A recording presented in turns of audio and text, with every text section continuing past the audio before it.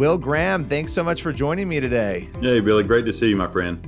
So I'm excited to catch up with you. We have a lot to talk about today, but the big topic we're going to start with is the film Unbroken: Path to Redemption. So this is a movie, and we talked a couple of years ago about this, and I found it incredible. You had this quote, and I forget which interview it was you did, but you said, somebody asked you, was this the first movie you had ever been in? And you said yes, and it might be the last. And that kind of made me chuckle a little bit.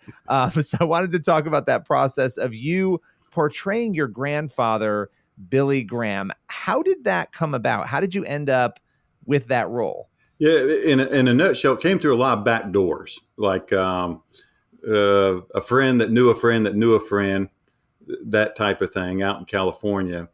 And one of my friends said, if you're thinking about doing this movie, you should get Will Graham, his grandson, to do this. And so, but I didn't know this. I didn't know about the movie coming out, the new movie, the one that we're talking about, Unbroken: Path to Redemption. I didn't know about that.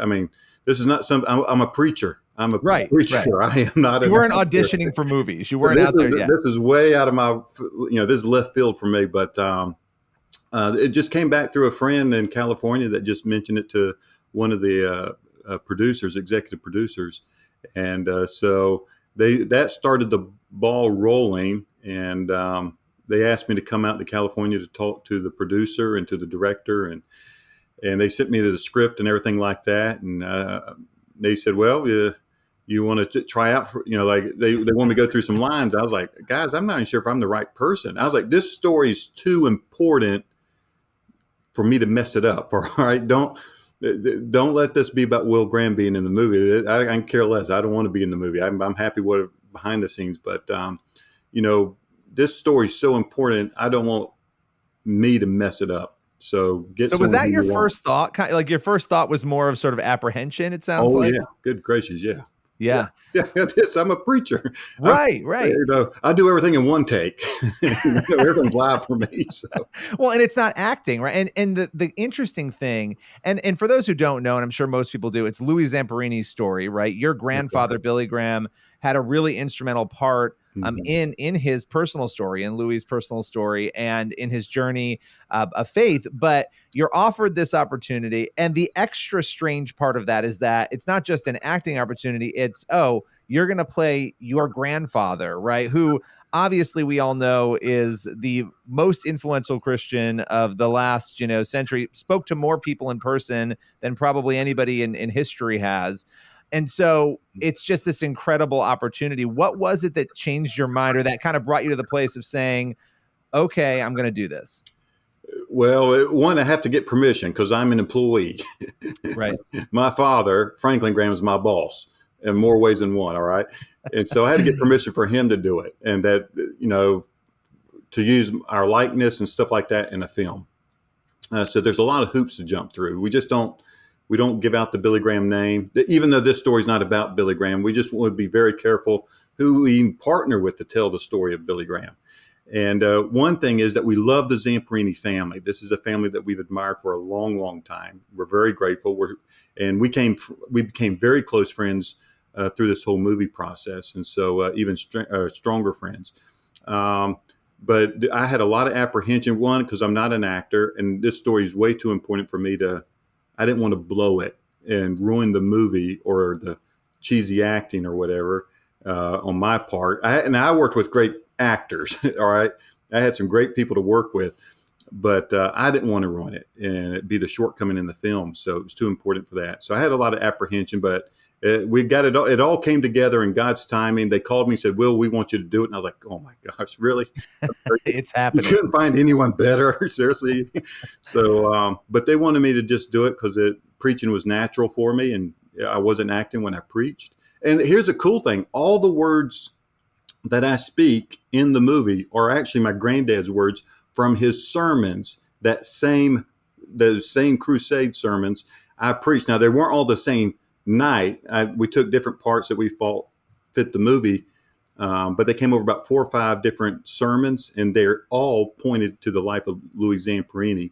And so all my words were actually my granddad. So it was actually kind of easy. Now, I will say this. Some of the things that he said, I would never say, and boy, it took me a long time to get those things down because That's they what I was were. going to say. Like, how did you, because the cadence of how you preach and how your grandfather preached, it's going to be different. Every person is different.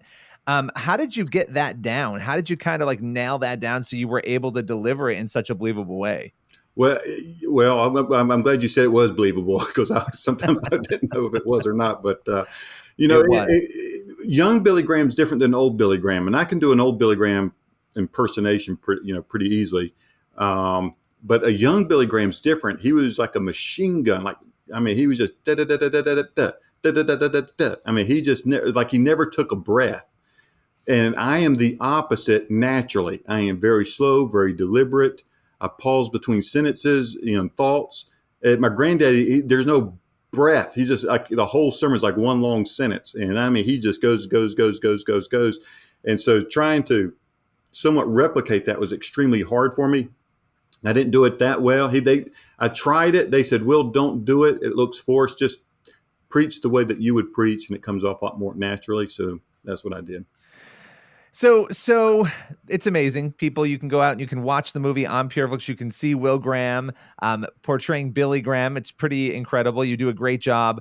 But let's talk about your grandfather a little bit because obviously the influence he had was incredible.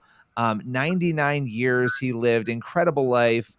What was he like as a grandfather? I think that's a question a lot of people would probably want to know. Like, what was it like? Just like for you, there's Billy Graham that everyone knows, and then there's Billy Graham, who was a family member who knew you and loved you. What was he like? Yeah, and that's what a lot of people, the number one question I get in life is, what does it feel like to be Billy Graham's grandson?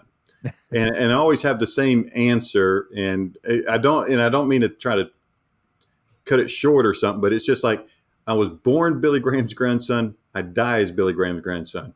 And I don't know life apart from being Billy Graham's grandson. This is the only life I know. Now, I know my granddaddy's different. I know he's famous. I understand that not everybody's grandfather's famous, but for me, I always looked at him as my grandfather. I never looked at him as a famous person. He was my grandfather. First and foremost, he was my grandfather. I had, as a matter of fact, I was blessed to have 4 living grandparents all the way into my early 30s. That's amazing. That is. And they were all in really good health.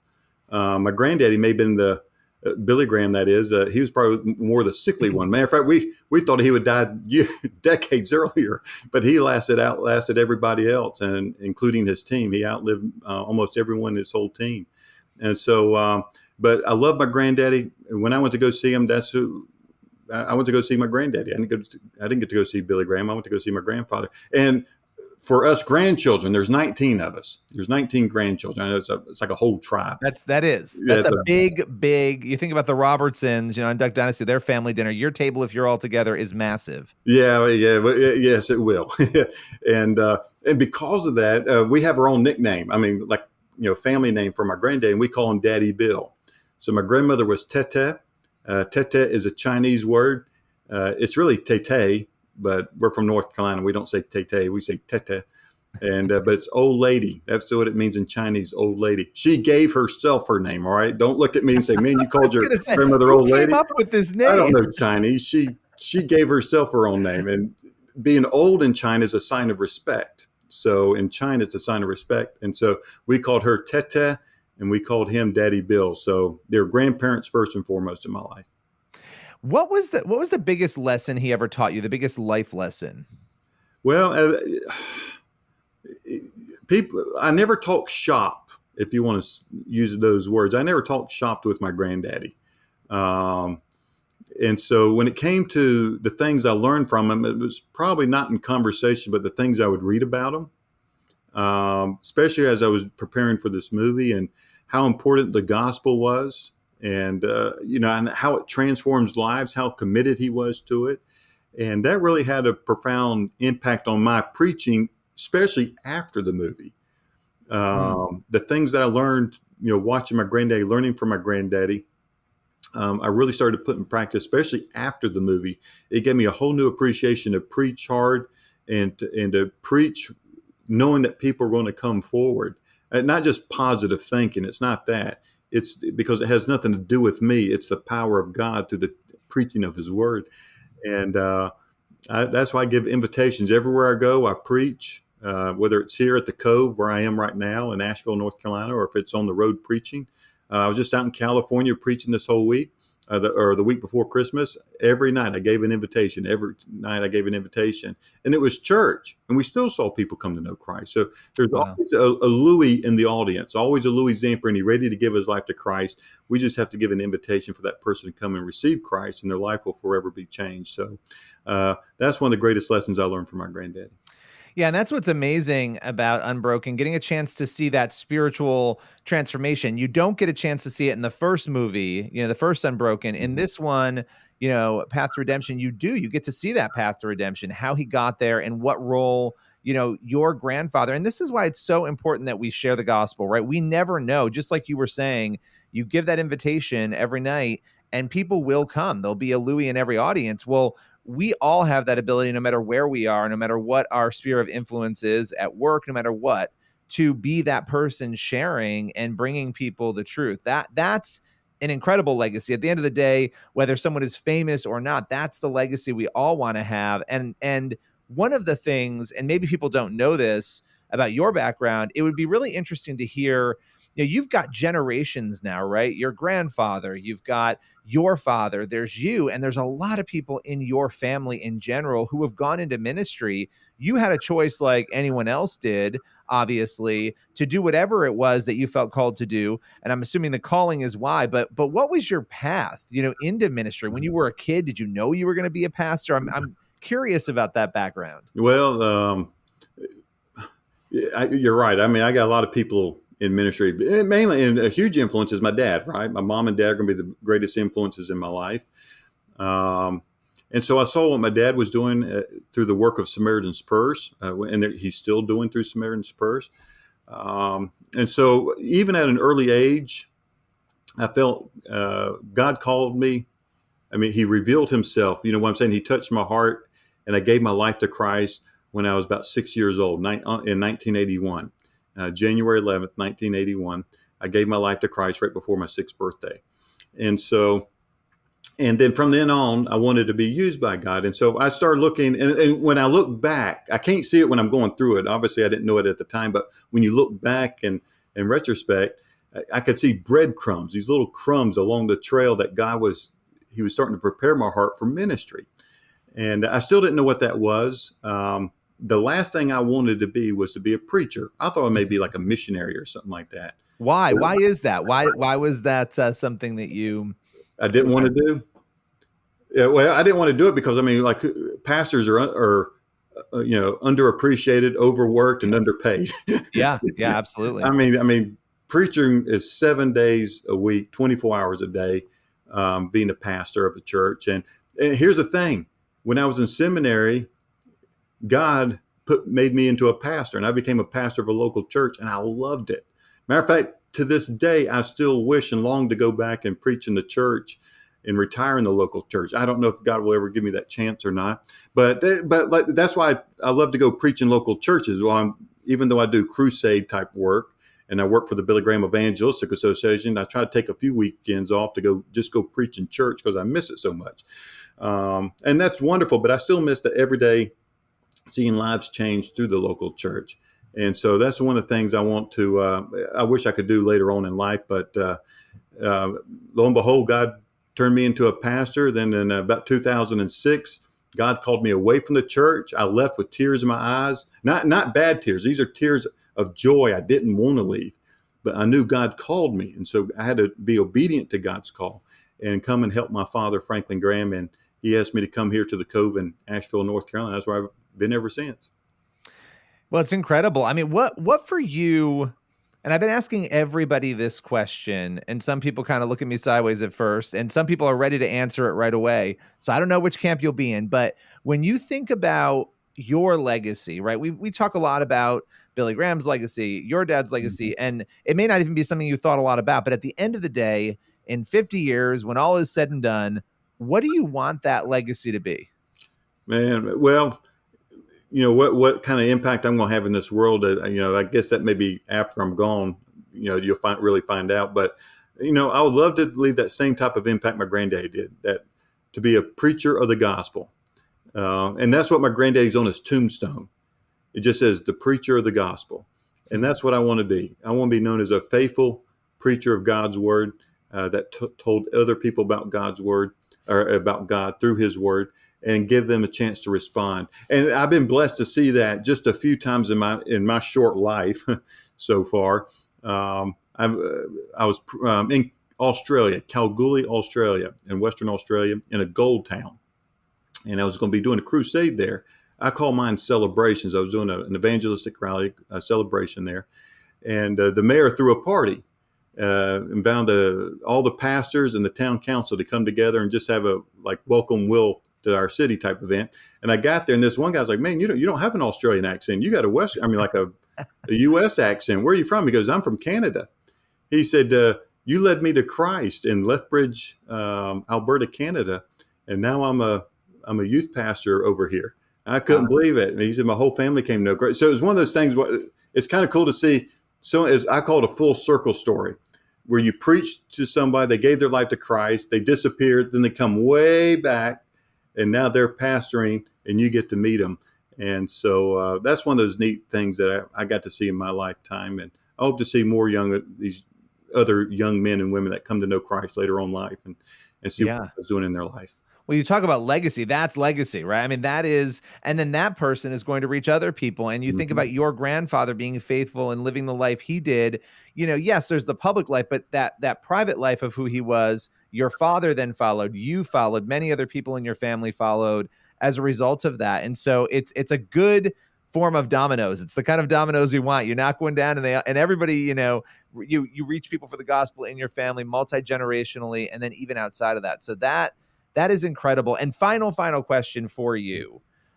What has been the biggest challenge of ministry? Because we talked a lot about the blessings. What are the challenges?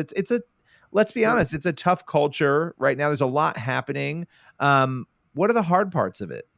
Well, I tell you, there's a lot of blessings and cursings that come in ministry. Part of the curse is that your life, especially being a Graham, your life's always, I tell, like a fishbowl. Everybody's watching, even when you don't think they are. And this is before, smartphones and cameras in everybody's pockets and stuff like that. People are always watching, even when you didn't think they were watching or something like that. People were watching. Or some people didn't know who I was, and they found out later that I was Billy Graham's grandson. And they said, "Oh, you helped me, change my tire," or something like that. Thank you. At least I did something nice for him, I was in a good mood that day or something. But, so you got the life bowl or a fishbowl type of syndrome where people are always watching, and you really, there's no room for duplicity there. You really got to be a person of character. And so that's just one of those things, good or bad. It's probably a good thing because it makes you want to be good and do good things. But there's a lot of blessings that come with it, especially being a Graham. A lot of people love me because then they've never met me. It's only because they love my grandfather or my father. And that's a wonderful thing. It's a wonderful thing to have a wonderful name that people love and respect and honor. And that's I want to be very careful with that name. That's why we're very careful with the name Graham, with what we associate with, what we do, because God's given us a wonderful name. And I want to maintain that because a wonderful a name is more precious than gold or silver. A wonderful name is, and good character. And I want to have that more than anything else in this life. And so when it comes to ministry, it's there's blessings and curses, but I promise you this, the blessings far outweigh the curses. I'll say that. That's amazing. Well, Will, thank you so much. We got to have you back again sometime soon. I really appreciate you taking the time today. Well, Billy, great to see you again, my friends. And thanks for putting this wonderful movie, Unbroken, Path to Redemption, on the streaming service. This is great. Well, everybody watching, you can check it out. Head over to Pure Flix. If you don't have a trial, you can grab a free 7-day trial. Watch Unbroken, Path to Redemption. Thanks again, Will. Thank you, buddy. Take care.